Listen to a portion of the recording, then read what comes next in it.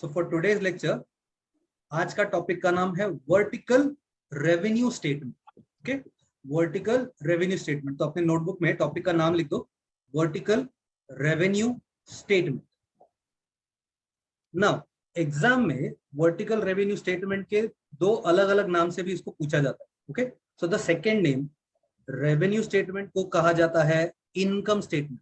Okay, it is also called as income statement. And the most common one vertical profit and loss account. तीनों नाम लिख के रख दो, क्योंकि अपने को क्वेश्चन में अगर कोई भी नाम पूछा तो we should not be confuse. Okay, vertical revenue statement, vertical income statement and vertical profit and loss account. तीनों एक ही है ना? लॉस अकाउंट एक ही नाम, तीनों भी एक ही चीज है। ठीक है, जो अभी हम लोग पढ़ने वाले हैं उसके बाद। ओके, चलो तो पेन्स को रेस्ट दे दो, रख दो, कोई टेंशन नहीं है। अभी मेरी बात सुनना। सर एक बार वापस रिपीट करो ना। Vertical revenue statement, vertical income statement, vertical profit and loss account, ये तीन नाम है। Okay, revenue statement, income statement and profit and loss account, vertical form. ठीक है, चलिए अभी आपसे सवाल जवाब करते हैं, फिर फॉर्मेट की तरफ बढ़ते। इफ आई आस्क यू कि हम लोग जब प्रॉफिट एंड लॉस अकाउंट बनाते थे, हॉरिजॉन्टल वाला हो या अभी जो वर्टिकल बनाना है, मैं सिंपल सा बात बोलता हूँ, अगर आपने प्रॉफिट एंड लॉस अकाउंट बनाया तो क्या पर्पस था? मतलब आप वो फॉर्मेट क्यों बना रहे थे? क्या मिलता है उससे? क्या फाइंड आउट करते हो आप प्रॉफिट एंड लॉस अकाउंट बना के? सर अपने को पता चलता है कि अपना स्टेटस क्या है बिजनेस का, कितना प्रॉफिट हो रहा है, कितना लॉस हो रहा है, इसलिए फाइनेंशियल पोजीशन बराबर, कितना प्रॉफिट है या कितना लॉस हम लोग देखने वाले, कितना लॉस हुआ इस फाइनेंशियल ईयर। करेक्ट, बराबर ना? तो मैं अगर तुमको एक सिंपल सा बात बोलूं कि मैंने 10 लाख का सेल्स किया, 10 लाख का सेल्स किया, तो सेल्स मेरे लिए क्या हुआ? इनफ्लो। ठीक है, इतना पैसा मैंने कमाया। अब इसमें से मैं खाली कैलकुलेटर लेके बैठा हूं, कुछ भी पेपर नहीं, कुछ नहीं। ओके, 10 लाख का सेल्स मैंने कैलकुलेटर में डाला और जितने एक्सपेंसेस थे, मतलब जो मेरे को पता है जितने एक्सपेंसेस अपने कंपनी में होते हैं, वो खाली एक्सपेंसेस को मैंने क्या किया, कैलसी पे माइनस करता चला गया। 10 लाख के सेल्स में मैं कैलकुलेटर पे सारे एक्सपेंस माइनस करता चला, तो वैल्यू जो एंड में बचेगी, अगर वो वैल्यू पॉजिटिव रही तो क्या समझेंगे? प्रॉफिट आया। और अगर अपने को ये समझेगा कि कंपनी में एक नेगेटिव वैल्यू है, वो वैल्यू जो हमने माइनस करके देखी तो वैल्यू नेगेटिव है, मतलब इट्स अ लॉस, बराबर ना? तो यहाँ पर अगर मैं नॉर्मल कैलकुलेटर पे भी ये वैल्यू फाइंड आउट कर सकता हूँ, प्रॉफिट और लॉस, तो अपने को ये फॉर्मेट सीखने का जरूरत क्या है? पहला सवाल तो अपने मन में यही आना चाहिए ना, काम तो उधर भी हो रहा है, प्रॉफिट और लॉस ही तो फाइंड आउट करना है। तो भाई बात आती है, जैसे पार्थ ने कहा कि we are talking about companies financial position, है ना? कंपनी प्रॉफिट कमा रही है, कंपनी लॉस बेयर कर रही है ना? और आजकल ये इन्फॉर्मेशन ना हो तो मैं ऑब्वियसली वो कंपनी के शेयर्स में इन्वेस्ट करने के बारे में तो बिल्कुल नहीं सोचूंगा, है ना? करेक्ट, तो फाइनेंशियल पोजीशन पता करो। तो अब फॉर्मेट का रिक्वायरमेंट कि इधर हम लोग क्या करते हैं, हम अपने सारे एक्सपेंसेस को अलग अलग हेडर्स के अंदर क्लासिफाई करते, अलग अलग हेडर्स के अंदर डिस्टिंग्विश करते। इससे क्या होता है कि मुझे समझ में आता है कि कंपनी का प्रोडक्शन पे खर्चा कितना हो रहा है, कंपनी का मैनेजमेंट पे खर्चा कितना हो रहा है, कंपनी का डिस्ट्रीब्यूशन पे खर्चा कितना हो रहा है। समझ में आ रहा है? मैं सारी चीजों को अलग अलग हेड्स में क्लासिफाई कर दूंगा तो मुझे अलग अलग चीजों का अलग अलग एक्सपेंसेस समझ में आएगा, एंड अकॉर्डिंगली मैं अपने आप को यानी कंपनी को अच्छी तरह से मोल्ड कर पाऊँ। फॉर एग्जाम्पल, अगर मुझे ऐसा लग रहा है कि भाई मैनेजमेंट में अननेसेसरीली ज्यादा खर्चा हो रहा है, ठीक है, कोई एक पर्टिकुलर पार्ट, तो मैं उस एक्सपेंस को कट डाउन करके जो पैसा बच रहा है उसको प्रोडक्शन में या डिस्ट्रीब्यूशन में लगा दूंगा, एडवर्टाइजमेंट में लगा दूंगा, है कि नहीं? तो ये कब पता चलेगा? जब मैं जो भी एक्सपेंसेस है उसको क्लासीफाई करूँ, है ना? आगे वही कैलसी वाली बात फिर से बोलता हूँ, कैलसी पे मैं अगर खाली माइनस करता गया, प्रॉफिट आया, मैं खुश, कोई टेंशन नहीं लाइफ में, कंपनी को प्रॉफिट हो रहा है। बट हो सकता है ना कि प्रॉफिट तो हुआ, बट मैनेजमेंट में अगर आप एक्सपेंस कम करते हो तो यही प्रॉफिट और भी बढ़ सकता है, पॉसिबल। तो इसलिए अपने को फॉर्मेट बनाना पड़ेगा, फॉर्मेट पढ़ना पड़ेगा, अलग अलग हेडर्स क्लासिफाई करना पड़ेगा। क्लियर? कॉन्सेप्ट क्लियर हो गया? समझ में आ गया कि फॉर्मेट क्यों पढ़ना है अपने को? चलो, तो अब मैं फॉर्मेट को जैसे मैंने किया था, पहले एग्जाम्पल के साथ सब कुछ समझाऊंगा, फिर आपको डिस्प्ले करके एक एक एंट्रीज भी समझाऊंगा और उसकी पोस्टिंग कहाँ करनी वो भी हम। ओके, तो स्टार्ट करने के लिए बेसिक फॉर्मूला क्या होगा मालूम है?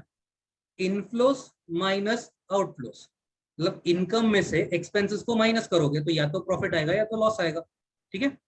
अब वर्टिकल फॉर्मेट है तो सबसे पहली चीज कंपनी के पर्सपेक्टिव से सेल्स होता है। सबसे पहली एंट्री इसमें फॉर्मेट में कौन सी आएगी? सेल्स। नाम क्या लिखने का? Net sales. सबसे पहले एंट्री क्या है? नेट सेल्स, ठीक है।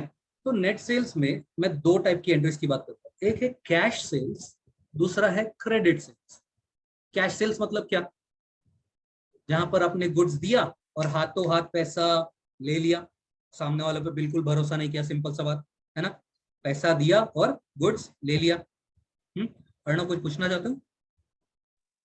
सर कैवल्य का मैसेज है तो लिंक पूछ रहा है। लेट इट बी, ठीक है। Next thing, when I am talking about credit sales, credit sales में क्या होता है कि हमने गुड्स दिया और कस्टमर को कोई एक पर्टिकुलर टाइम पीरियड दिया कि भाई इतने दिन के बाद आप पैसा दे देना, है ना, we are trusting the customer, एक तरह से ये भी बात बोल सकते हैं। सो इन दैट केस मैं कैश सेल्स भी कर सकता हूँ, क्रेडिट सेल्स भी कर सकता हूँ, ओके। तो cash sales and credit sales combined together are called as gross sales. क्या बोलते हैं इसको? Gross sales. अब मैंने एग्जाम्पल, ये जो सेल्स किया था उसमें से कुछ गुड्स शाम को भी बेचे थे, ये जो अपना शाम बैठा है ना उसको भी बेचे थे। तो अगर शाम 1-to-1 कॉन्वर्सेशन मैं अगर आपको बोलूं कि मैंने आपको जो 1 लाख का सामान भेजा है, ठीक है, आपको 1 महीने का टाइम पीरियड भी दिया, क्या जरूरी है कि सारा का सारा प्रोडक्ट आपको पसंद ही आए? इज इट नेसेसरी कि बस देव सर की कंपनी से आया है तो प्रोडक्ट अच्छा ही होगा, मतलब आपको रखना ही है और 1 लाख रुपए देना ही कंपलसरी है क्या? नहीं ना। देर इज अ पॉसिबिलिटी कि प्रोडक्ट डैमेज्ड हो, प्रोडक्ट कलर फेड हो गया हो, या अपने को क्वालिटी नहीं पसंद आ रहा हो, या whatever may be the reason. तो शाम क्या करेगा वो गुड्स को? सर ये गुड्स मुझे पसंद नहीं आए, प्लीज वापस ले लो, ये गुड्स मुझे नहीं चाहिए। मतलब कंपनी को गुड्स वापस आ गए, सेल्स रिटर्न हुआ, है ना। तो ग्रॉस सेल्स में से सेल्स रिटर्न या रिटर्न इनवर्ड्स माइनस करते हैं। ग्रॉस सेल्स में से सेल्स रिटर्न या तो रिटर्न इनवर्ड्स माइनस करते हैं, तो अपने को मिलता है अपना नेट सेल्स। क्या मिलता है अपने को? Net sales. परफेक्ट, इधर तक बात समझी? नेट सेल्स में cash sales, credit sales add किया तो बन गया ग्रॉस सेल्स। ग्रॉस सेल्स में से हमने रिटर्न इनवर्ड्स माइनस कर दिया, सेल्स रिटर्न भी बोल सकते हैं उसको, वो माइनस कर दिया तो हमें मिला नेट सेल्स, ठीक है। अब नेट सेल्स में से हम सारे एक्सपेंसेस माइनस करने वाले, लेकिन सारे एक्सपेंसेस को एक एक बंडल बना बना, इंडिविजुअल एक्सपेंस नहीं माइनस करने का, क्या करने का? एक्सपेंसेस को बंडल बना बना के माइनस करना, ठीक है। तो सबसे पहला बंडल जो आता है ना उसका नाम है कॉस्ट ऑफ गुड्स सोल्ड। क्या बोला मैंने? Cost of goods sold, okay. तो कॉस्ट ऑफ गुड्स सोल्ड में क्या क्या एंट्री आती है सर? सिंपल वर्ड में याद रखना, इसमें प्रोडक्शन रिलेटेड सारे एक्सपेंसेस हम लोग लिखते हैं, ठीक है। कौन से वाले? प्रोडक्शन रिलेटेड, बराबर है। तो अभी प्रोडक्शन रिलेटेड एंट्रीज की बात जब मैं करता हूँ प्लीज सुनो। कॉस्ट ऑफ गुड्स सोल्ड में पहली 4 एंट्रीज जो है ना उसका सीक्वेंस फिक्स है, ठीक है। पहली 4 एंट्रीज का सीक्वेंस फिक्स। तो पहली एंट्री का नाम है opening stock of raw material. क्या नाम है? Opening stock of raw material. जो रॉ मटेरियल आपके पास पिछले साल बच गया था वो इस साल यूटिलाइज करोगे, करेक्ट। तो opening stock of raw material आया। अब इस साल तुमने जितना भी रॉ मटेरियल नया परचेज किया, न्यू परचेजेस किया, वो बनेगा अपने लिए purchases of raw material, correct, purchases of raw material. अब सुनो, जहां कहीं भी ये रॉ मटेरियल है वहां से अपनी फैक्ट्री में लाना पड़ेगा, करेक्ट, क्योंकि अपने पास होता तो परचेज की कोई बात ही नहीं होती, और तुम परचेज कर रहे हो मतलब इट इज समवेयर एल्स, जहां से अपने फैक्ट्री तक लाना पड़ेगा उसको, ओके। तो मैं तुमको यहाँ पर एग्जांपल जो बोल रहा हूँ उसको कॉमन नाम क्या बोलता हूँ? कैरेज एक्सपेंसेस, ठीक है। रॉ मटेरियल को दूसरी जगह से अपनी फैक्ट्री तक लाने का कॉमन नाम क्या है? कैरेज एक्सपेंसेस, या तो इसको बोलते हैं परचेज एक्सपेंसेस। क्या नाम है दूसरा? परचेज एक्सपेंसेस, क्योंकि परचेज करने के लिए खर्चा हो रहा है ना, ठीक है। थोड़ा रिस्पॉन्ड करो, वो स्टैंड हटाओ प्लीज, ये ऐसा हाथ वाला स्टैंड हटाओ, अर्णव नींद कम आएगा। हाँ, तो वापस से बोलता हूँ, कैरेज एक्सपेंस बोलते हैं या तो परचेज एक्सपेंस बोलते हैं। अभी परचेज एक्सपेंस का ना मैं 3 लेवल पे समझा, 3 लेवल्स। पहला, मैं हूँ सांता क्रूज, ठीक है, मैं हूँ सांता क्रूज, और वत्स जो है वो मेरा गुड्स का सप्लायर है, किधर रहता है, मुलुंड, ठीक है, Mulund and Santa cruise, both with in the city Mumbai, है ना। तो उधर से प्रोडक्ट इधर तक लाने के लिए मुझे सिर्फ और सिर्फ ट्रांसपोर्टेशन का खर्चा लगेगा, ठीक है, एंड दैट ट्रांसपोर्टेशन का खर्चा, इसको कॉमन नाम क्या है, कैरेज इनवर्ड्स, क्या नाम बोलते हैं इसको, carriage inwards, also called as freight inwards. Carriage inwards का दूसरा नाम क्या है, फ्रेट इनवर्ड्स, गुड्स को अपने पास लाने का खर्चा, बराबर। अच्छा, अभी ये जो पार्थ है, पार्थ रहता है भिवंडी, विच फॉल्स अंडर थाने, ठीक है। तो थाने से मुंबई में गुड्स अगर मुझे मंगाना है ना, तो मुझे एक टाइम पे ऑक्ट्रॉय पे करना पड़ता है। क्या करना पड़ता है, ऑक्ट्रॉय, बराबर है। मुंबई में एंटर करेंगे तो अपने को प्रोडक्ट के लिए क्या देना पड़ेगा, ऑक्ट्रॉय देना पड़ेगा, बराबर है। अच्छा, मेरा ये जो बंदा है ना साहिल, ही स्टेज इन न्यूयॉर्क, ठीक है, ये जो सप्लायर है किधर है, न्यूयॉर्क। पार्थ को हजम नहीं हुआ साहिल ये बात तो न्यूयॉर्क से अगर मैं गुड्स मंगाऊं तो मुझे क्या करना पड़ेगा, इंपोर्ट ड्यूटी और कस्टम ड्यूटी, ठीक है, इंपोर्ट ड्यूटी या तो कस्टम ड्यूटी पे करना पड़ेगा। तो मैं 3 लेवल की बात की, विद इन द सिटी अगर ट्रांसपोर्टेशन हो रहा है तो सिर्फ कैरेज इनवर्ड्स की बात हुई। इंटर सिटी मतलब 2 सिटीज के बीच में, मैंने थाने का एग्जांपल लिया क्योंकि बहुत ज्यादा सोचने की जरूरत थी, है ना, सूरत से लाओ, वापिस से लाओ, या तुम कहीं और से लाओगे तो क्या होगा, आपको ऑक्ट्रॉय देना पड़ेगा, दैट इज लेवल 2, है ना। और तीसरा क्या, आउट ऑफ कंट्री से आपने रॉ मटेरियल मंगाया तो यू हैव टू पे इंपोर्ट ड्यूटी या तो कस्टम ड्यूटी। तो ये 3 लेवल समझ में आए, ठीक है। बट ये 3 लेवल किसके बारे में बात हो रही थी, परचेज एक्सपेंसेस, ठीक है ना। ये तीनों का कॉमन नाम क्या है, परचेज एक्सपेंसेस, परफेक्ट। तो पहला 3 एंट्री फिर से बोलते हैं, opening stock of raw material, purchases of raw material, carriage expenses या परचेज एक्सपेंसेस, बराबर। चौथी एंट्री का नाम है closing stock of raw material. चौथी एंट्री कौन सी है, closing stock of raw material, मतलब जो स्टॉक इस साल अनयूटिलाइज्ड है, इस साल हमने उसको यूटिलाइज नहीं किया, वो एंट्री हम लिखेंगे closing stock of raw material, ठीक है। तो अभी सुनो, opening stock of raw material plus purchases of raw material plus carriage expenses minus closing stock of raw material, ठीक है। तो पहले 3 एंट्री को ऐड करेंगे, चौथी एंट्री क्या करेंगे, माइनस करेंगे, तो वो जाके जो अमाउंट आएगी ना उसको बोलते हैं रॉ मटेरियल कंज्यूम, कि इतने पूरे साल में कितना रॉ मटेरियल यूटिलाइज हुआ, कितना रॉ मटेरियल हमारी कंपनी ने यूज किया। ओके, पहली 4 एंट्री क्लियर हो गई एकदम से, ठीक है। अभी सुनो, मैंने रॉ मटेरियल अपनी कंपनी में मंगवा लिया, अपनी फैक्ट्री में मंगवा लिया, बराबर, और उसको फैक्ट्री में रख भी दिया। अब वो फैक्ट्री में ऐसा रखा है और मैं उसको देख, और अचानक से ही वो रॉ मटेरियल फिनिश गुड बन गया, है ना, खाली देखते देखते होता है, होगा नहीं होगा। तो उसमें मुझे अर्नों की मदद लगेगी, है ना, लेबर, बराबर है। तो लेबर को क्या करना पड़ेगा, लेबर मशीनरी ऑपरेट करेगा, लेबर रॉ मटेरियल को पुटअप करेगा। तो फ्री में काम करेगा क्या अर्नों मेरे लिए, नहीं। तो लेबर को भी क्या देना पड़ता है, वेजेस देना पड़ेगा, लेबर कॉस्ट आप बोल रहे हो, है ना, हमने पढ़ा है पिछले साल।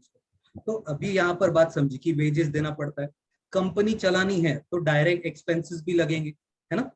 तो इधर पहला 4 एंट्रीज किस बारे में था, रॉ मटेरियल, अगला एंट्री डायरेक्ट वेजेस, उसके बाद डायरेक्ट एक्सपेंसेस। तो ये 3 एंट्री समझिए, रॉ मटेरियल का पूरा एक स्लॉट था, फिर डायरेक्ट वेजेस आ गया और डायरेक्ट एक्सपेंसेस, ठीक है।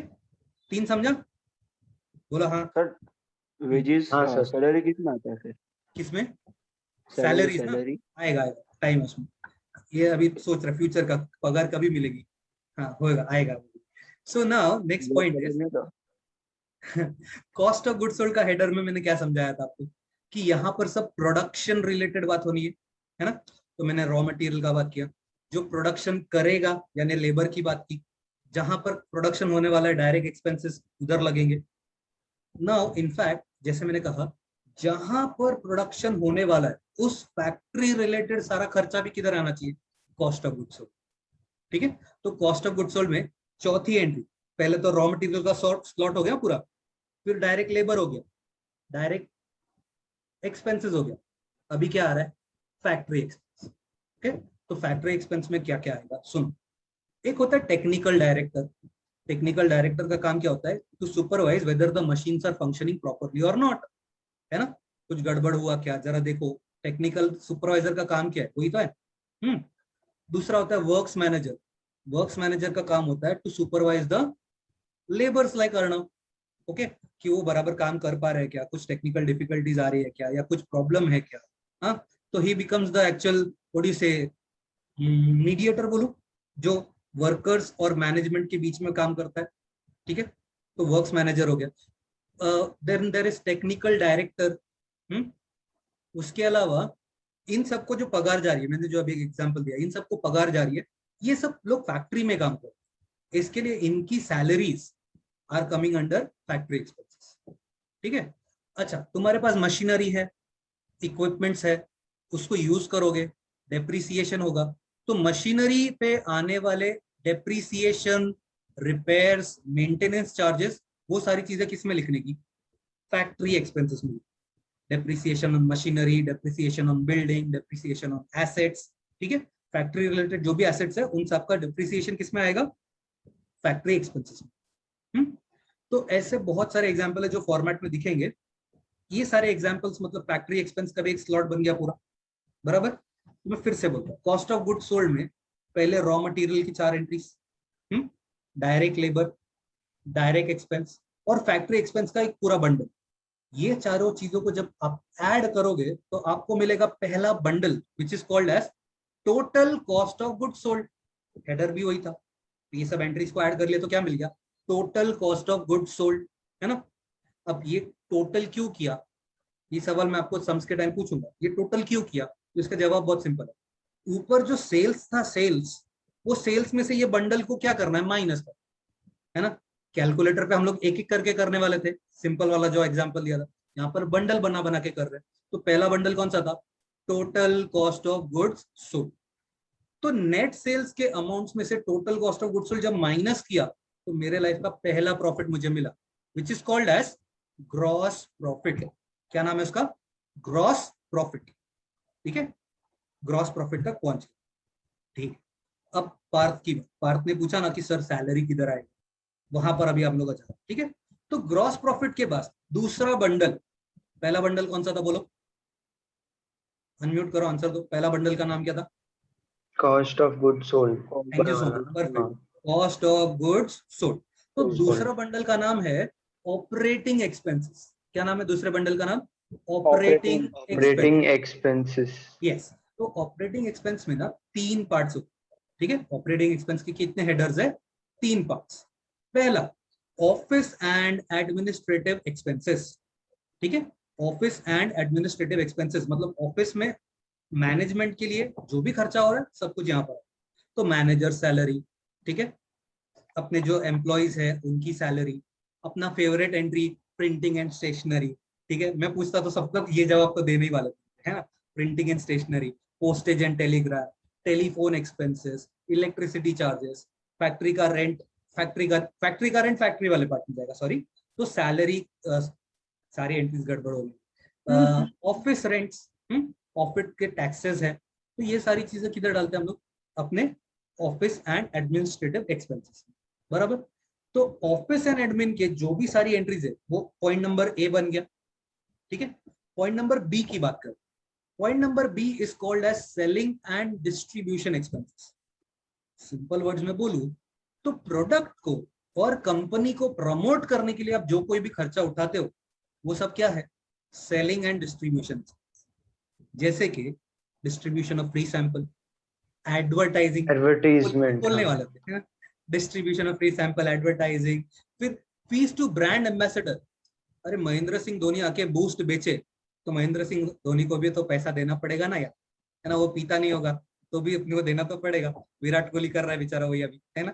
सो फीस टू ब्रांड एम्बेसडर हो गया।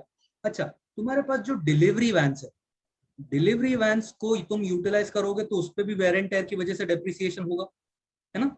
तो डिलीवरी वैन का डेप्रिसिएशन किधर आएगा बोलो, selling and distribution, okay. Office equipments जो पिछला वाला पार्ट था, ऑफिस का फर्नीचर है, ऑफिस का एयर कंडीशनर है, ऑफिस में लैपटॉप्स है, पीसीज है, उसका वेयर एंड टेयर है, उसका जो डेप्रिसिएशन है वो ऑफिस कैटेगरी में जाए, ठीक है, ऑफिस एंड एडमिन वाला में जाएगा, जो पिछला वाला एग्जाम्पल, समझ में आ रहा है।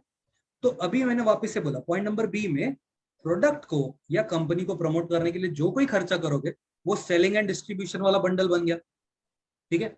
पहला ऑफिस एंड एडमिन था, दूसरा सेलिंग एंड डिस्ट्रीब्यूशन बन गया। अब पॉइंट नंबर सी की बात करते हैं। पॉइंट नंबर सी का नाम है फाइनेंशियल चार्जेस। क्या नाम है? Financial charges. तो इसमें ना इनके दो एंट्री, फाइनेंशियल चार्जेस में दो एंट्री, और दोनों एंट्रीज को एकदम अच्छे से समझाता हूं, ध्यान से सुनना। पहली एंट्री है बैंक चार्जेस। क्या नाम? Bank bank charge. चार्जेस। साहिल Bank किधर रहता है? charges. साहिल, साहिल कहाँ रहता है तू? Malone, नहीं, न्यूयॉर्क में। किधर रहता है तू? New New York York. में, है ना? तो जब न्यूयॉर्क बोलना से था अगर ना। मैं प्रोडक्ट मंगाऊं, बराबर, he stays in New York, he is supplying the product, मैं इंडियन रुपीज में कमाता हूँ, वो रहता है यूएस में, ही वांट्स यूएस डॉलर्स। तो मैं अगर इंडियन रुपीज दूंगा उसको, तो उसको कुछ काम का नहीं है उधर, उनकी कंट्री में चलन ही नहीं है उसका, है ना? So what he wants? US dollars. तो मुझे इंडियन रुपीज को यूएस डॉलर्स में कन्वर्ट करना पड़ेगा, तो मैं भेजूंगा उसको। कौन करेगा? फॉरेन एक्सचेंज या तो कोई बैंक, है ना? तो इन लोग, मेरे चाचा के तो बच्चे हैं नहीं कि फ्री में काम करे, they will charge me something, है ना? तो करेंसी हमेशा। कन्वर्जन के लिए या बैंक की कोई भी फैसिलिटीज आप यूज करते हो, उस पे जो बैंक आपको चार्जेस लगाते हैं, वो किस में डालने का? बैंक चार्जेस का नाम फाइनेंशियल चार्जेस। ये पहला एग्जांपल, फाइनेंशियल चार्जेस, ठीक है? फाइनेंशियल चार्जेस में बैंक चार्जेस। दूसरा एग्जांपल, शाम है ना, शाम, वो, उसको मम्मी ने क्या बोला मालूम है? जाके बगल वाले किराना वाले से सामान लेके, ठीक है?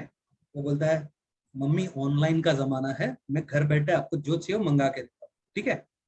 ऑनलाइन में क्या मिलते हैं? कूपन्स मिलते हैं, डिस्काउंट मिलता है। बोलते हैं सर मिलता कुछ नहीं है, मैं बहुत साल से एक्सपीरियंस कर रहा हूँ।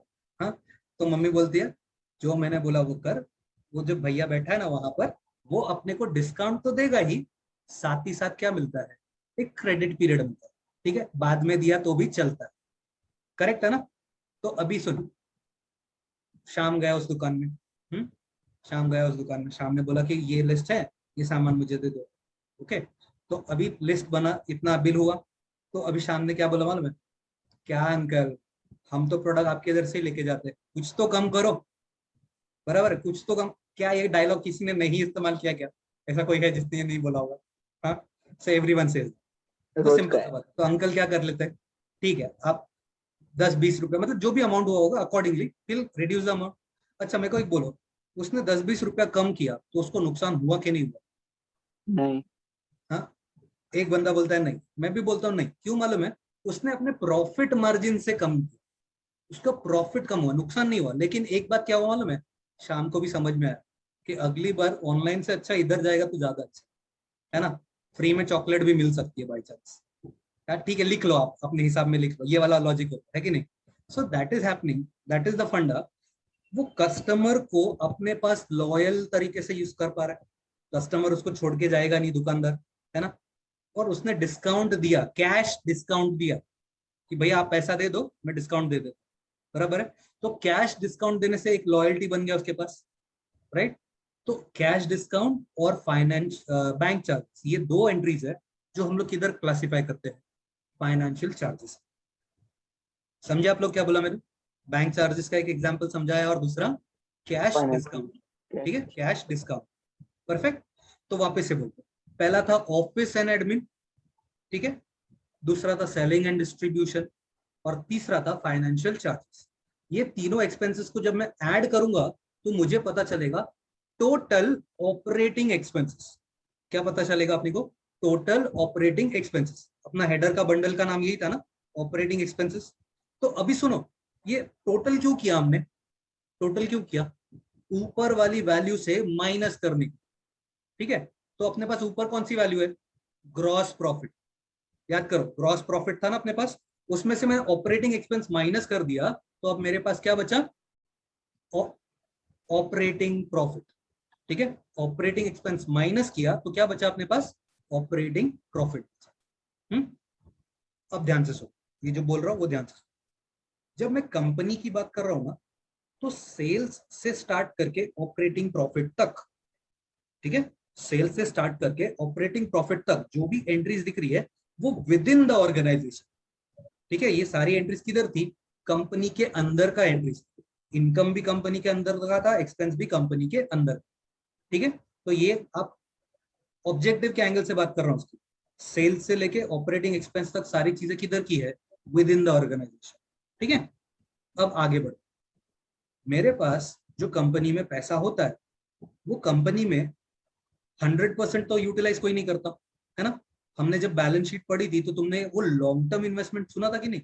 मैं दूसरी कंपनी में पार्टनरशिप फॉर्म में डाल सकता हूँ पैसा, मैं प्रॉपर्टी खरीद सकता हूँ या अदर इन्वेस्टमेंट्स कर सकता हूँ, है ना। तो तुम सोचो, अगर मैंने दूसरी किसी कंपनी में इक्विटी शेयर्स खरीदा हो, जैसे आप लोग मेरी कंपनी के शेयर्स खरीद सकते हो, कंपनी भी दूसरी कंपनी के शेयर्स खरीद सकता है ना। Yes sir. तो दूसरी कंपनी ने अगर मुझे डिविडेंड दिया, बराबर, मैं एग्जांपल जोड़ देता हूँ पहले कि लेट्स से कि मेरी जो कंपनी थी वो एक टेक्सटाइल मैन्युफैक्चरिंग कंपनी, ठीक है। तो मैंने जो भी पैसा कमाया था, जो सेल्स मैंने किया था वो कपड़ा बेच के किया था, वो मेरा इनकम था। कपड़ा बनाने के लिए लेबर जो लगा वो सब है, मटेरियल है, वो सब मेरे एक्सपेंसेस हुए, बराबर है। तो वो सारे खर्चा क्या था, टोटल ऑफ ऑपरेटिंग एक्सपेंस, तो उधर तक ऑपरेटिंग प्रॉफिट मिला। अब मैं बाहर की बात कर रहा हूँ, मैंने डिविडेंड कमाया। डिविडेंड कमाने के लिए क्या कपड़ा बेचना पड़ा मुझे? नहीं। तो it is a non operating income, है ना। पहला वाला क्या सब था, ऑपरेटिंग इनकम था, ऑपरेटिंग एक्सपेंस, करेक्ट। अभी किसकी बात हुई, नॉन ऑपरेटिंग इनकम की, है ना। उसी तरह मैं बोलता हूँ, अगर मेरे पास कोई प्रॉपर्टी है, अगर मेरे पास कोई प्रॉपर्टी है, लेट्स से सिंपल सा बात बोलता हूँ, मेरे पास जो डिलीवरी वैन है उसकी बात कर, ठीक है। वो डिलीवरी वैन जब मैंने खरीदी, उसको मैंने साल 2 साल 10 साल जो भी यूज किया, ओवर द पीरियड उसको डेप्रिशिएट भी किया, रिकॉर्डिंग में देखना तो डेप्रिशिएट किया, करेक्ट है। जब डेप्रिशिएट किया तो एक एसेट की एक बुक वैल्यू होती है कि मैंने अपने हिसाब से उसको डेप्रिशिएट किया, उसकी बुक वैल्यू इतनी इतनी है। अब मैंने सोचा कि ये हो गई पुरानी गाड़ी, इसको बेच दो। लेट्स से एसेट की कीमत थी 1 लाख, वो गाड़ी की कीमत थी मेरे हिसाब से 1 लाख, ठीक है। जब मैं उसको बेचने गया तो जिसको मैं बेचने गया ना, वो मेरे को सामने से कितना ऑफर कर रहा है, 1,20,000, बराबर। जिसको मैं गाड़ी बेचने गया उसने मेरे को कितना ऑफर किया, कंडीशन देख के गाड़ी का 1,20,000। मैं तो मन में बोला वाह लॉटरी लग गई, 20,000 रुपया एक्स्ट्रा मिल रहा है। अच्छा मुझे बोलो, ये 20,000 रुपया कमाने के लिए क्या मेरे को कपड़े बेचने पड़े थे, टेक्सटाइल वाला इंडस्ट्री का काम हुआ अपना? नहीं। तो ये क्या बना, ये भी बना एक नॉन ऑपरेटिंग इनकम, है ना। ऐसा आप बोलो फर्नीचर बेच रहे हो, आप नया फर्नीचर लाने वाले हो अपने ऑफिस में, तो पुराना फर्नीचर बेच रहे हो, भंगार वाले ने आपको अच्छा रेट दे दिया, आपके एक्सपेक्टेशन से अच्छा, तो profit on sale of furniture, profit on sale of vehicle, profit on sale of asset, general words में बोल दिया, है ना। तो ये सब क्या है अपने लिए, नॉन ऑपरेटिंग इनकम, बराबर। ऑपरेटिंग वाला पार्ट समझ में आया था, तो अब ये नॉन ऑपरेटिंग वाला पार्ट लॉजिकली क्लियर हुआ एकदम प्रॉपर्ली। अब अपना नसीब है खराब, हमने जो कंपनी में शेयर्स खरीदे थे वो कंपनी डूब गई, कंपनी डूब गई, हमारे पैसे भी डूब गए, डिविडेंड तो छोड़, जो आपने भरा था वो भी नहीं मिल रहा। तो यहाँ पर क्या हो गया, loss on sale of shares, ऐसा बोल सकता हूँ कि मैंने 100 में खरीदा था, 50 में बेचना पड़ रहा है ना। तो loss on sale of shares दिख रहा है। अपनी कंपनी में आग लग गई, हो सकता है भाई भगवान का वो है, इंसानों से दुश्मनी है तो हो भी सकता है। मेरी कंपनी में नहीं लगेगा, आई एम वेरी क्लियर कि हाँ मेरे कर्म अच्छे हैं तो कुछ नहीं होगा ऐसा, बट तुम्हारा पता नहीं मुझे। इन दैट वे तो लॉस बाय थेफ्ट हो सकता है। अभी मैंने जैसे बोला तो पार्थ बोले कि हाँ मैं करके दिखाता हूँ आपको, चलो सर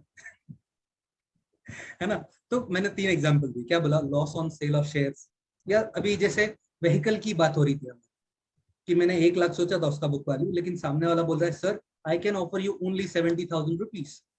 तो यार मेरे को तो 30,000 का नुकसान हो गया, loss on sale of asset के हिसाब से, loss by fire, loss by theft, loss by natural calamities, है कि नहीं।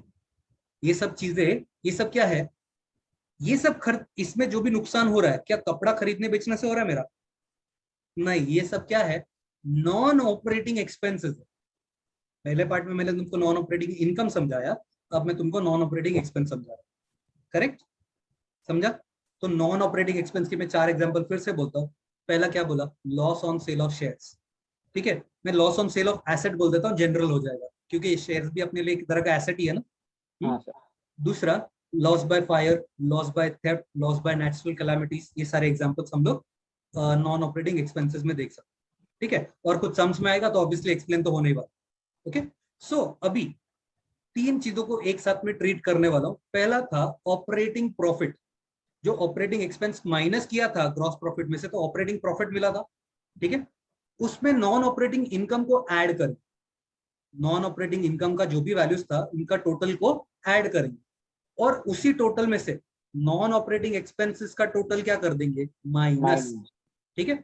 Operating profit plus non operating income minus non operating expenses, मतलब क्या बन जाएगा, अपने लाइफ का नया प्रॉफिट आएगा which is called as earning before interest and tax.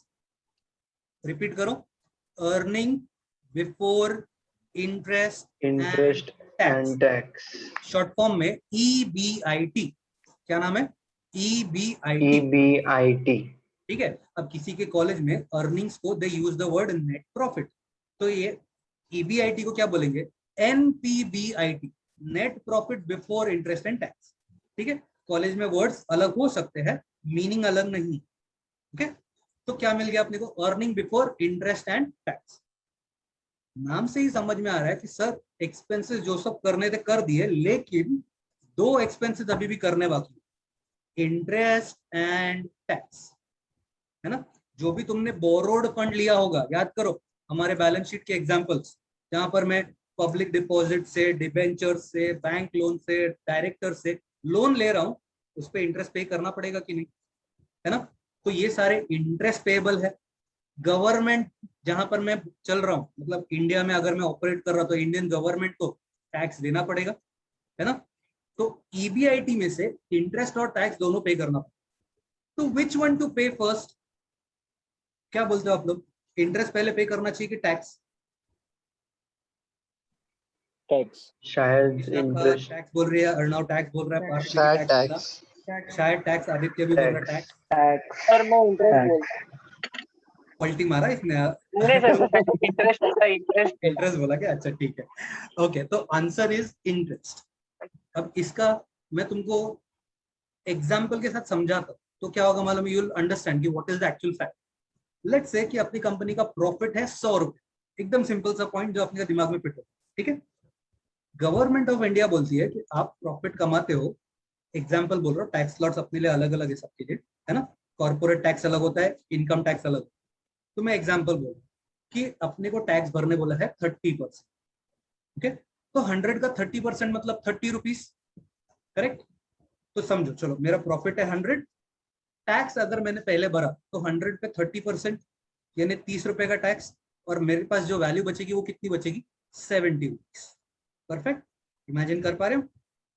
दूसरे पर्सपेक्टिव से बात, अगर मेरा प्रॉफिट था 100 रुपीज का, और मैंने जो अपने लेनदार बैठे हैं, मेरे जो क्रेडिटर्स है, या जिधर जिधर से मैंने प्रोडक्ट मंगाया या जो मैंने लोन लिया, उन सबको क्या देना पड़ेगा, इंटरेस्ट देना पड़ेगा, है ना। तो इंटरेस्ट अगर देता, चलो लेट्स से 20 रुपीज इंटरेस्ट पे करना पड़ेगा, 20 रुपीज, बराबर है। तो 100 में से मैंने 20 रुपीज पे कर दिया, तो अब मेरे पास प्रॉफिट कितना बचा, 80 रुपीज, 80 रुपीज। अब 80 रुपीज पे मैं टैक्स भरू, 8 3 24, यानी सिर्फ 24 रुपए का टैक्स आएगा, पहले 30 रुपए का आया था, याद करो, है ना। तो अभी तुमको दोनों एंगल से बोलता हूँ, वापिस से सोचो, 100 रुपीज का प्रॉफिट है, टैक्स वाले पार्ट में क्या हुआ कि हमने पहले 30% टैक्स भरा, यानी 30 रुपए का टैक्स भरा, 70 रुपए बचे थे, है ना। 70 रुपए बचे थे, उसमें 20 रुपए का हमने बाहर वाले को इंटरेस्ट पे किया, तो टोटल 50 रुपए बचा खाली। दूसरे वाले एस्पेक्ट में क्या दिखा, 100 माइनस 20 इंटरेस्ट पे कर दिया, 80 रुपए का प्रॉफिट बचा, 80 रुपए के प्रॉफिट पे आपने 30% टैक्स दिया, तो 24 रुपीज देना पड़ा, ठीक है। और 80 में से 24 माइनस करूंगा तो मुझे 56 रुपीज बचता, इधर सिर्फ 50 बच रहा था, इधर 56 बचा, ठीक है। तो अभी आपको लगे सर 6 रुपए में कौन सी दुनिया उलटने वाली है, मैं बोलूं कंपनी है 100 रुपए पे तो बिजनेस करता नहीं, लाखों करोड़ों में करता है, तो तुम सोचो वो 30% कितना महंगा पड़ेगा उनके लिए, है ना। तो it is always the concept कि प्रॉफिट में से इंटरेस्ट माइनस करते हैं, so that the profit gets lower, and lower the profit lower will be the tax, समझे। तो EBIT में से पहले क्या माइनस होगा, interest, interest. EBIT minus interest, ये इंटरेस्ट किसी भी चीज पे हो सकता है, bank loan, debenture, public deposit, directors, कोई भी होगा। तो इंटरेस्ट माइनस करेंगे तो अपने को मिलेगा अगला प्रॉफिट कॉल्ड एज ईबीटी। क्या बोला? Earnings before tax. ठीक है, इंटरेस्ट चला गया ना, तो अर्निंग्स बिफोर टैक्स। अब क्या पे करेंगे? टैक्स पे करेंगे। तो अपने सम्स में एक ही एंट्री आती है, इनकम टैक्स। ठीक है, मतलब इनकम टैक्स के नाम अलग अलग हो सकते हैं कि provision for tax, tax expenses, liability for taxes, कुछ भी वर्ड हो सकता है, बट किसके बारे में हो रहा है? इनकम टैक्स के बारे में हो रहा है।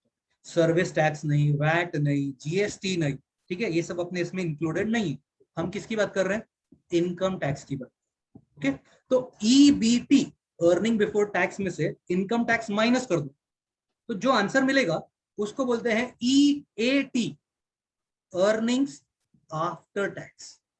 ठीक है, EBT minus tax will give you EAT, यानी अर्निंग्स आफ्टर टैक्स। ओके, अब सुनो भाई, बहुत इंपॉर्टेंट बात बोलने जा रहा हूं। सेल्स से शुरू किया था, ऑपरेटिंग प्रॉफिट पे पहुंचे थे। ऑपरेटिंग प्रॉफिट में मैंने क्या बोला? ये वाला जो पार्ट है वो विद इन द कंपनी है ना। इसके बाद हमने आउटसाइड के सोर्सेज देखे, non operating income, non operating expense, EBIT मिल गया। प्रॉफिट दिख गया तो हमने अपने लेनदार को प्रॉफिट इंटरेस्ट दे दिया, गवर्नमेंट को टैक्स दे दिया, तो मिला ईएटी। ये ईएटी मेरी कंपनी का करंट ईयर का, यानी इस साल का प्रॉफिट है। EAT is my current years profit. ठीक है, क्लियर? अब मेरा दूसरा सवाल, क्या मेरी कंपनी इसी साल चालू हुई थी? ऐसा तो कोई बात नहीं किया मैंने ना, एग्जाम्पल में कोई ऐसा बात नहीं डाला मैंने। विच मीन्स, मतलब कॉन्सेप्ट क्वेश्चन के एंगल से आप सोच सकते हो कि अपने क्वेश्चन में अगर कुछ मेंशन नहीं है कि this company is begin this particular year, तो हो सकता है कि पिछले साल का कंपनी का प्रॉफिट या तो लॉस, कोई भी चीज अपने को दिया हो सकता है ट्रायल बैलेंस में, है ना। प्रीवियस ईयर का प्रॉफिट या प्रीवियस ईयर का लॉस अपने को ट्रायल बैलेंस में दिया हो सकता है। ओके, तो सुनो अभी आगे, ईएटी के आगे का स्टोरी सुनो। पिछले साल का प्रॉफिट जो होगा, मैं पॉजिटिव बात कर रहा हूँ, लॉस होगा तो आपको एग्जैक्टली उल्टा काम करना और कुछ नहीं। EAT is my current year profit. पिछले साल का जो प्रॉफिट था वो ईएटी में ऐड करना। ठीक है, ईएटी में पिछले साल का प्रॉफिट ऐड करना है, तो जो आपको वैल्यू मिलेगा is called as total profit.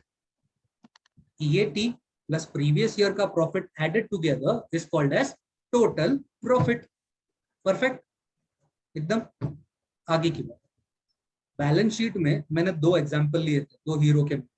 ये अर्णव को मैंने क्या दिया था? Preference shares. पार्थ को क्या दिया था? इक्विटी शेयर्स, बराबर है। और क्यों दिया था? क्योंकि इनको मेरी कंपनी से डिविडेंड का एक्सपेक्टेशन था, बराबर ना। इन लोगों ने शेयर उसी उम्मीद पे खरीदा था कंपनी डिविडेंड देगा, प्रॉफिट होगा तो डिविडेंड देगा ना, बराबर है। तो ये जो टोटल प्रॉफिट आया उसमें से कंपनी क्या करती है? कंपनी डिविडेंड पे करती है, बराबर है। और ये नालायक लोग जब मैं दुख में हूं भाग जाए, उस सिचुएशन में खुद को संभालने के लिए कंपनी रिजर्व्स क्रिएट करती है। याद आ रहा है ये सब पॉइंट्स, है कि नहीं? तो प्रॉफिट में से डिविडेंड देना, प्रॉफिट में से रिजर्व्स क्रिएट करना इज कॉल्ड एज अप्रोप्रिएशंस। क्या एंट्री का नाम है? अप्रोप्रिएशंस। ठीक है, तो प्रॉफिट में से जब अप्रोप्रिएशन माइनस किया, डिविडेंड दे दिया, रिजर्व्स क्रिएट कर दिए, तो जो फाइनल वैल्यू बचती है उसको बोलते हैं रिटेन्ड अर्निंग्स। क्या है नाम उसका?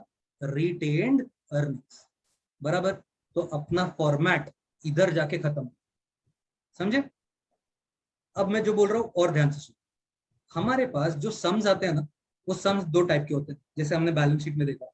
या तो वो हॉरिजॉन्टल फॉर्मेट में होगा या तो ट्रायल बैलेंस होगा, करेक्ट। अभी हॉरिजॉन्टल फॉर्मेट होता है ना, तो तुम समझ सकते हो कि वो एक पर्टिकुलर ईयर का ही, करेक्ट। तो एक पर्टिकुलर ईयर का अगर इनको आपको दिया है तो आपका सम स्टार्ट होगा सेल्स पे और खत्म होगा ईएटी पे, क्योंकि उसमें पिछले साल का इन्फो ही नहीं है, तो आगे जाएंगे कैसे, करेक्ट। तो ईएटी तक अपना सम जनरली चलता है। कुछ एक्सेप्शंस है सम में, ऐसा नहीं बोल रहा हूँ एकदम से हार्ड एंड फास्ट, ये बेसिक आइडिया आपको समझा रहा हूँ कि सेल्स पे स्टार्ट करके ईएटी पे खत्म होता है। और अगर अपना सम है ट्रायल बैलेंस, और ट्रायल बैलेंस में पिछले साल का प्रॉफिट दिया है, तो मेरा सम स्टार्ट होगा सेल्स पे और खत्म होगा रिटेन्ड अर्निंग्स। ठीक है, अपना नसीब बहुत अच्छा है। सोचो, ट्रायल बैलेंस दिया और पिछले साल का प्रॉफिट नहीं दिया, तो सेल्स से स्टार्ट करके ईएटी पे खत्म हो जाएगा। समझ में आया? ठीक है, ये सब कॉन्सेप्ट एकदम ठीक से समझ में आया अपने को? चलो, तो अब मैं तुमको फॉर्मेट डिस्प्ले कर रहा हूँ और जो भी नई नई एंट्रीज अगर कुछ दिखती है वो मैं एक्सप्लेन करता जाऊँ। Okay okay, let's go.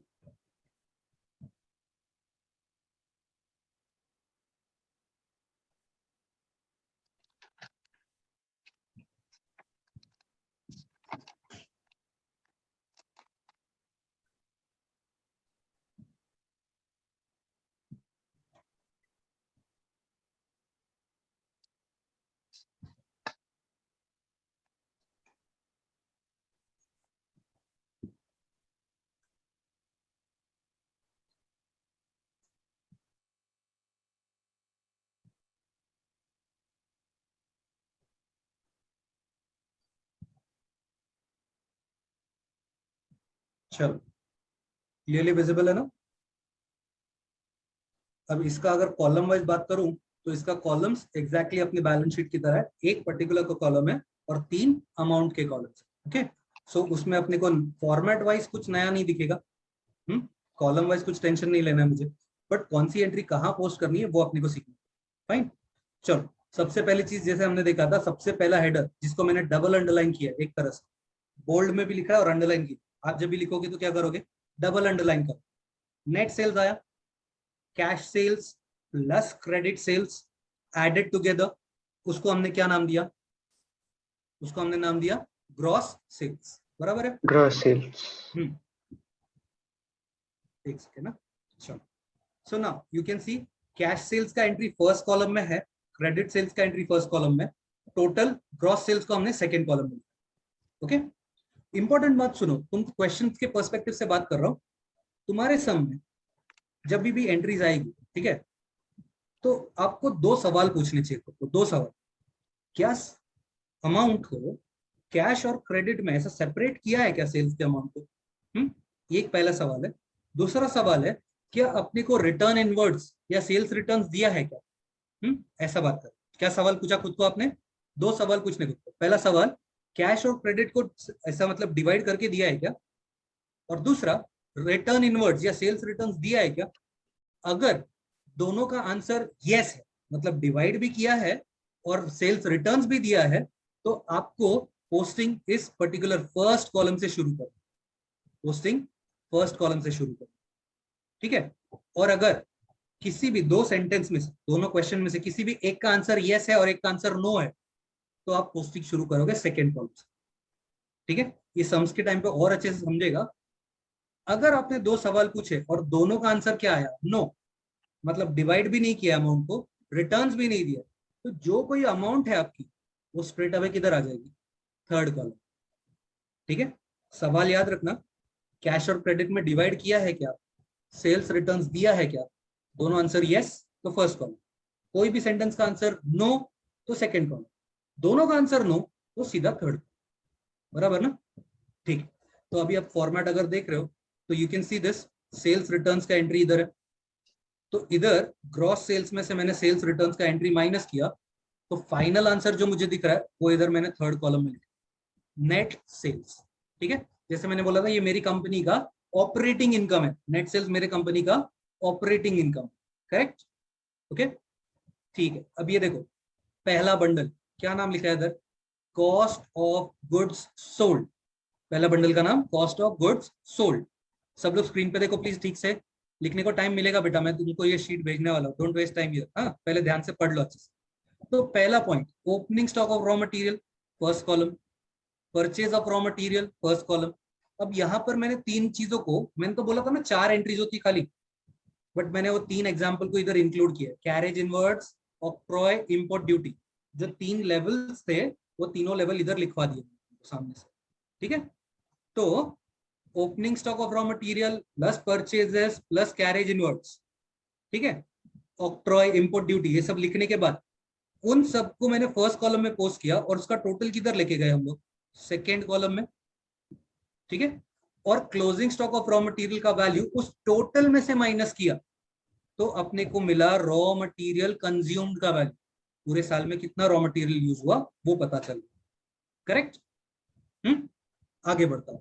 उसके बाद, आई एम सॉरी, उसके बाद मेरे पास डायरेक्ट वेजेस की बात हुई, सेकेंड कॉलम में लिखा, फर्स्ट कॉलम में डायरेक्ट वेजेस नहीं लिखेंगे। क्यों पता है? कि Arnav is not the only labourer that is there in my company, right? एक लेबर को दिया तो मैं इंडिविजुअल एंट्रीज पहले कॉलम में लिखता हूँ ना, टोटल हम लोग बाहर लिखते हैं ना। तो जितने भी लेबर्स होंगे उन सबका टोटल वेजेस जो होगा वो सेकेंड कॉलम में सीधा आएगा, करेक्ट? तो लेबर्स का एंट्री फर्स्ट कॉलम में नहीं डाल, सेकेंड कॉलम में लिखते हैं। उसी तरह डायरेक्ट एक्सपेंस का वैल्यू भी किधर आना चाहिए? सीधा सेकेंड कॉलम। ओके, तो अभी सेकेंड कॉलम में फोकस करो। इफ यू सी, थोड़ा ले ले तो कलर इधर से,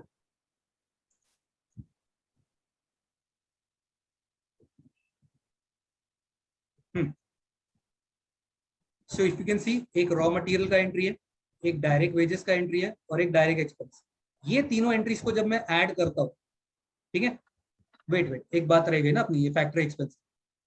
जहां पर प्रोडक्ट बन रहा था वो फैक्ट्री एक्सपेंस की भी एग्जांपल लिए थे, देखो तो, works manager salary, technical director salary, depreciation on machinery, buildings, उधर ये इंपॉर्टेंट पार्ट, ये चार चीजें देखो जो अभी यहाँ पर दिख रही है। Look at this, raw material वाला पार्ट हमने ऊपर लिखा था, ओपनिंग और क्लोजिंग स्टॉक ऊपर देख लिया था। अब कुछ ऐसे प्रोडक्ट होंगे ना जो प्रोडक्शन में थे और आपका बुक्स ऑफ अकाउंट्स क्लोज करने का टाइम आया, है ना? The goods were being processed, work was in progress, WIP। कुछ गुड्स ऐसे थे जो उनका काम चल रहा था, तो वो आपने बुक्स ऑफ अकाउंट क्लोज करने के टाइम पे अगर उसको कंसिडर किया तो ओपनिंग स्टॉक ऑफ WIP और क्लोजिंग स्टॉक ऑफ WIP भी दिखेगा, ठीक है? एक जनरल कॉन्सेप्ट है, वो प्लीज याद रखो, हर जगह पर कोई भी ओपनिंग स्टॉक हो, रॉ मटेरियल, WIP या finish goods, opening stock will always be added और क्लोजिंग स्टॉक कोई भी चीज का हो, रॉ मटेरियल, WIP या finish goods, it will always be subtracted, ठीक है? ओपनिंग स्टॉक हमेशा ऐड होगा और क्लोजिंग स्टॉक हमेशा माइनस। ध्यान से देखो, इधर मैंने देखो कैसे दिखा, ओपनिंग स्टॉक इधर पॉजिटिव है, minus closing stock of WIP, opening of finish goods, closing of finish goods, ठीक है? ये पॉइंट आपको समझ में काफी बार आएगा। क्या लिखा है? Sale of scrap. हम लोग जब प्रोडक्शन करते हैं तो प्रोडक्शन करने के टाइम काफी सारा प्रोडक्ट तो डैमेज होता होगा ना, थोड़ा बहुत इधर उधर नुकसान तो होता ही है ना प्रोडक्शन में। थोड़ा बोलते हैं ना, there is a normal loss, there is a normal loss, मतलब which you can not avoid, बराबर? तो मैं तुमको एक चीज बोलता हूँ, सुनो भाई, चक्की देखा है? चक्की जहाँ पर गेहूं से आटा बनता है ना? तो तुमने देखा होगा कितना साफ सुथरा होता है चक्की, परफेक्ट, एकदम स्पिक एंड स्पैन, राइट? एकदम साफ सुथरा, एकदम सा मुफ्त जमीन में दिखे उतना नहीं, गंदगी होती है ना। वो कैसे होता है? वो आटा किसी ने जानबूझ के उड़ाया क्या? नहीं, वो आप अनअवॉइडेबली कुछ भी करो आटा उड़ेगा ही। मतलब अगर आप 10 किलो गेहूं पिसवाने देते हो तो 9 किलो 800 ग्राम, 9 किलो 900 ग्राम, मतलब कुछ ना कुछ कम हो गई, करेक्ट? तो उसी तरह हर एक प्रोडक्शन में क्या होता है? स्क्रैप जनरेट होता है, बराबर? अब ध्यान से सुनो भाई, हम लोग ये जो बंडल देख रहे थे ना, बंडल, वो बंडल में क्या कर रहे थे? हम सारे एक्सपेंसेस को ऐड कर रहे थे, सारे एक्सपेंसेस को एक दूसरे के साथ जोड़ रहे थे। अब अगर एक भंगार जमा हुआ है मेरे पास, वो भंगार को मैं बेचूंगा तो मुझे खर्चा होगा कि इनकम होगा? भंगार को बेचने पे इनकम, है ना? तो sale of scrap is not a cost, it is an income, है ना? तो मैं एक्सपेंसेस को जब ऐड कर रहा हूं तो इनकम को माइनस करना पड़ेगा, है कि नहीं? इसलिए sale of scrap should be subtract, समझा? Sale of scrap should be subtract. तो अभी देखो, जो भी सब्ट्रैक्शन वाली एंट्रीज है उसको मैंने इधर ब्रैकेट में दिखाया है, you can C, correct? Positive values को हमने विदाउट ब्रैकेट रखा है, नेगेटिव मतलब जिसको माइनस करने वाले हैं वो ब्रैकेट में डाला। सब कुछ फर्स्ट कॉलम में पोस्ट करके टोटल ऑफ फैक्ट्री एक्सपेंस इधर आ गया सेकंड कॉलम। अब सेकंड कॉलम में 4 टिक मार्क दिख रहे हैं आपको, है ना? वो सबको ऐड करते हैं, raw material, direct wages, direct expenses और फैक्ट्री एक्सपेंस, ये सबको ऐड करके आपका पहला बंडल रेडी हो गया सर। पहला बंडल कौन सा आ गया? Total cost of goods sold, जिसका वैल्यू हमने किधर लिखा? थर्ड कॉलम, ठीक है? मेरा फिर से एक सवाल पूछो, सेम सवाल, हमने टोटल क्यों फाइंड आउट किया? ऊपर वाली वैल्यू से माइनस कर, क्यों फाइंड आउट किया था? ऊपर वाली वैल्यू से माइनस करना। तो थर्ड कॉलम के लिए मैं वापस से ऊपर जाके दिखा दूं आपको कि कौन सी वैल्यू है ऊपर। ये देखो ये कौन सी वैल्यू है इधर, नेट नेट सेल्स, सेल्स। बराबर है। तो इस नेट सेल्स की वैल्यू में से हम क्या कर रहे हैं, ये कॉस्ट ऑफ गुड सोल्ड क्या कर रहे हैं, माइनस। तो अपने को मिला अपना पहला profit which is called as gross profit. ठीक है, ग्रॉस प्रॉफिट। अगला सेट ऑफ एक्सपेंस, अगला बंडल इज ऑपरेटिंग एक्सपेंस, जिसको 3 पार्ट में क्लासिफाई किया था। ठीक है, पहला point office and admin expense, देख लो office salaries, rent, rates and taxes, directors fee, electricity, common examples है। ये वाला हमने सुना था, डेप्रिसिएशन ऑन ऑफिस एसेट्स, ठीक है ना। लीगल एक्सपेंस, मैगी के ऊपर केस हुआ था, याद है कि मैगी में लेड कंटेंट ज्यादा है, मैगी इज अनहेल्दी। तो मैगी अपने पे लगाए हुए इल्जाम को सुन लेगा कि उसके खिलाफ केस भी करेगा ना, तो कुछ ना कुछ लीगल एक्सपेंस लगेगा। वो लीगल एक्सपेंस किधर जाने चाहिए, ऑफिस एंड एडमिन एक्सपेंसेस। ठीक है, अच्छा तो ये सारे एक्सपेंसेस को हमने फर्स्ट कॉलम में लिखा, सब ऐड करके टोटल आ गया इधर सेकेंड कॉलम। ओके, तो ऑफिस एंड एडमिन का पहला बंडल बना। अब जाता हूं सेकेंड पार्ट पे, सेलिंग एंड डिस्ट्रीब्यूशन। तो सेल्समैन मतलब मेरे एक शोरूम है, शोरूम में सेल्समैन है जिनका काम है प्रोडक्ट को डिस्प्ले करके दिखाना कस्टमर्स को, है ना। तो उनको सैलरी देनी पड़ेगी, शोरूम का रेंट देना पड़ेगा, एडवर्टाइजिंग पार्टिसिपेट करना पड़ेगा। भैया प्रोडक्ट दिखता है तो बिकता है, तो मुझे प्रोडक्ट को मार्केट में एग्जिबिट करना पड़ेगा। मैं ट्रेड फेयर में पार्टिसिपेट करूं, बाहर से लोग आए, यहाँ के लोग आए, देखे कि मेरी कंपनी के पास एक ऐसा प्रोडक्ट है, तो वो लोग उसको ऑर्डर करेंगे, तो मेरा कंपनी का प्रोडक्ट का सेल बढ़ेगा, है ना। तो इसके लिए एग्जीबिशन एक्सपेंस देखना पड़ेगा। बाकी वाला तो आपने को पता है, distribution of free samples, depreciation on delivery vans, fees to brand ambassador, ये सारे एक्सपेंसेस को हमने फर्स्ट कॉलम में, एंड टोटल आ गया सेकेंड कॉलम। मैं वापस से यहाँ पर टिक मार्क कर रहा हूँ। पहला एक्सपेंस कौन सा था, office and admin. Second expense का बंडल कौन सा है, सेलिंग एंड डिस्ट्रीब्यूशन। तीसरा फाइनेंशियल चार्जेस, इधर ध्यान दो, ये वाला फाइनेंशियल चार्जेस। पहला एग्जांपल, शाम गया था अपना प्रोडक्ट लाने, है ना, कैश डिस्काउंट। और दूसरा था साहिल से खरीदा प्रोडक्ट तो मुझे उसको फॉरेन करेंसी देनी है, यानी क्या देना पड़ेगा, बैंक चार्जेस बीच में। तो ये दोनों एंट्रीज को फर्स्ट कॉलम में लिख के टोटल फिर से कहाँ लेके आ गए, सेकेंड कॉलम। क्या नाम लिखा, टोटल फाइनेंशियल चार्जेस। टिक कर देता हूं, स्क्रीन पे 3 टिक मार्क दिख रहे हैं सेकेंड कॉलम में। तो सेकेंड कॉलम की ये तीनों एंट्रीज को ऐड करके टोटल ले गए थर्ड कॉलम में। टोटल ऑपरेटिंग चार्जेस पता चल गया, एक नया बंडल रेडी हो गया। बंडल रेडी करके क्या करना है, ऊपर वाली वैल्यू में से माइनस करना है। तो ग्रॉस प्रॉफिट मिला था, ग्रॉस प्रॉफिट में से ये ऑपरेटिंग चार्जेस माइनस हो जाएगा, तो अपने को मिला अपना second profit which is operating profit. Operating profit, ठीक है ना। इधर तक विद इन द ऑर्गेनाइजेशन की बात हो रही थी, अब इसके आगे बाहर की बात होगी। Okay, let's see non operating income. पहला एग्जांपल देखो, डिविडेंड ऑन शेयर्स, ठीक है, डिविडेंड ऑन शेयर्स। दूसरा, तुमने किसी दूसरी कंपनी का डिबेंचर खरीदा है या तुमने किसी और को लोन दिया है, तो उस पर तुमको इंटरेस्ट मिल भी तो सकता है। इंटरेस्ट हमेशा पेएबल हो ऐसा जरूरी तो नहीं है ना, इंटरेस्ट कमाने के भी मौके हैं। तो इंटरेस्ट कमाया, profit on sale of asset लिखा है इधर मैंने, जो मैंने तुमको फर्नीचर और गाड़ी के बारे में बात बोली, correct. Important point, non operating income का एंट्रीज फर्स्ट कॉलम में नहीं लिखने का। We should always write the entries from second column, और अगर एक ही एंट्री हुई तो सीधा थर्ड कॉलम, है ना। तो ध्यान से देखो, तो मैंने यहाँ पर ये 3 एंट्रीज को सेकेंड कॉलम में लिखा और टोटल सेम लाइन पे लिखा, सेम लाइन, ठीक है। मुझे टोटल नॉन ऑपरेटिंग इनकम ये एंट्री का जरूरत नहीं, टोटल किया, नाम नहीं लिखा, सीधा सेकेंड कॉलम थर्ड कॉलम में सेम लाइन पे। ध्यान से देखो, अभी मस्त इंटरेस्टिंग कॉन्सेप्ट है मेरे पास। ये क्या लिखा है, ये वैल्यू कौन सी है, ये जो टिक मार्क दिख रहा है हाईलाइट, ऑपरेटिंग प्रॉफिट, ठीक है।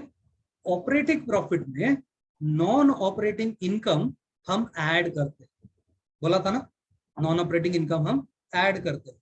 तो ये एक नया अमाउंट दिख रहा है, लेकिन क्या आपने देखा कि यहाँ पर कोई नाम नहीं लिखा है ना। तो जो अमाउंट है, ये अमाउंट, इसका कोई नाम नहीं है, तो मैंने इसको नाम दे दिया।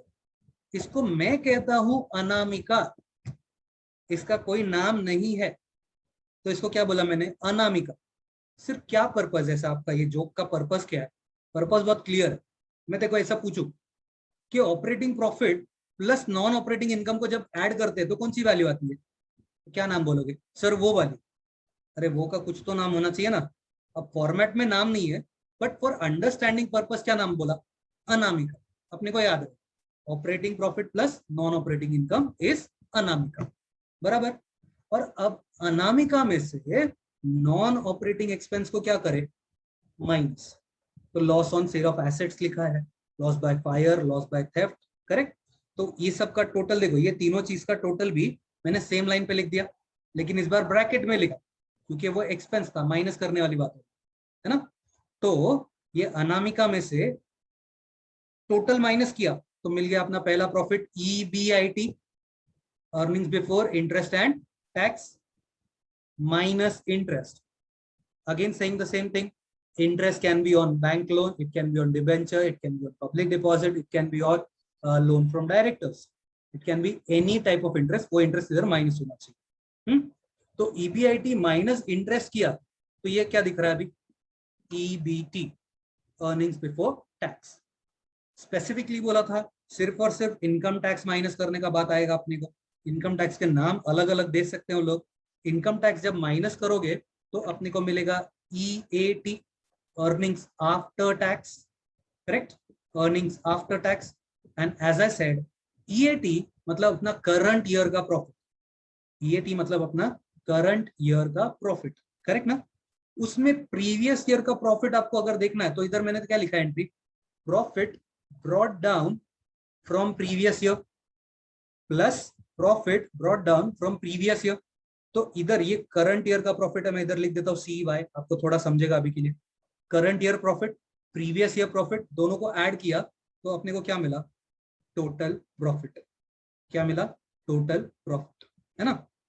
इसमें से अपनी कंपनी क्या पे करेगी? अप्रोप्रिएशंस। अप्रोप्रिएशन के दो एग्जांपल देख लो, dividends and reserves.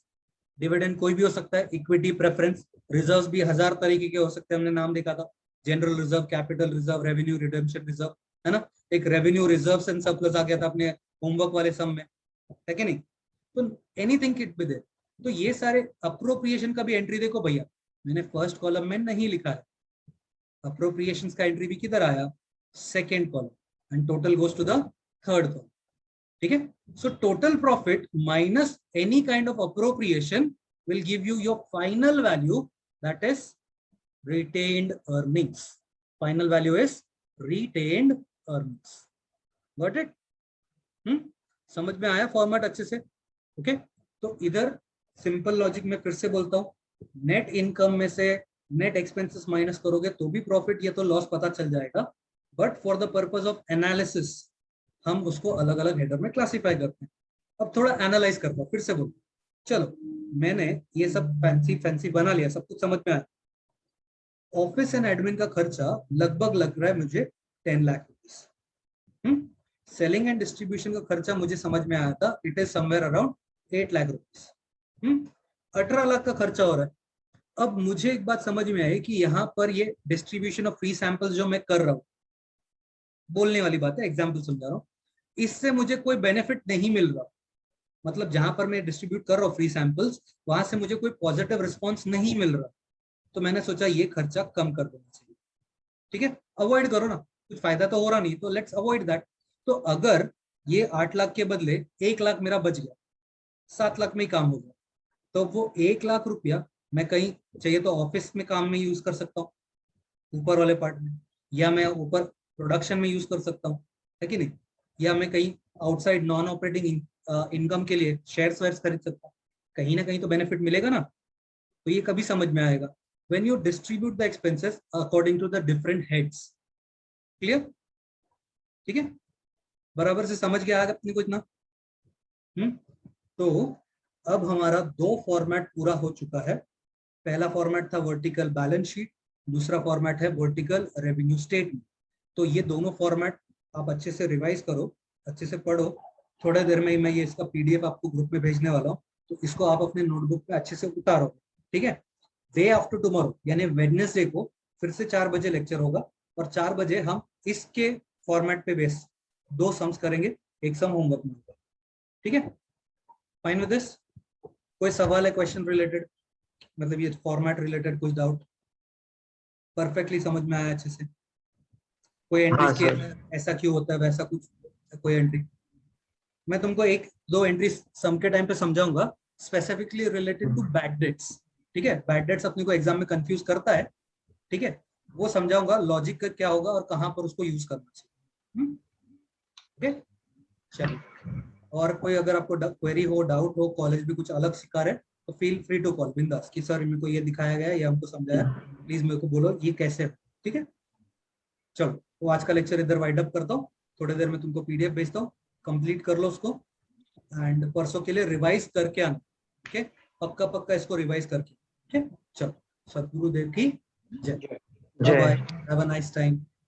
Bye, sir. Thank Bye you sir, sir. bye sir, thank you sir.